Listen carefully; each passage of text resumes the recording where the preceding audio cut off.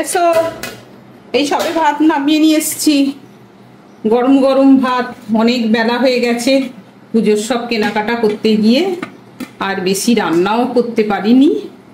এই হয়েছে, যা হয়েছে তাই দিয়ে খেয়ে নাও। আর কি আছে? করলা আলু ভাজা একটু দিয়ে দিচ্ছি, তারপরে দেবো আলু ভাজা। আলু ভাজাটা একটু বড় করে ভাজা হয়ে গেছে।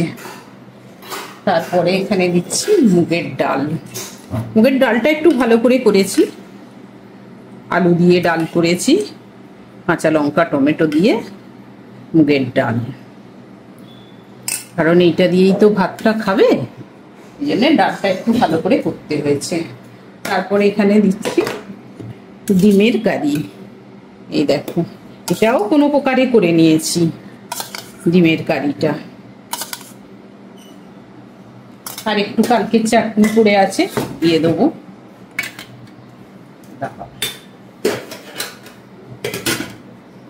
অল্প একটু চাটনি রয়ে গেছে, তোমার জন্যই আসে, খেয়ে নাও।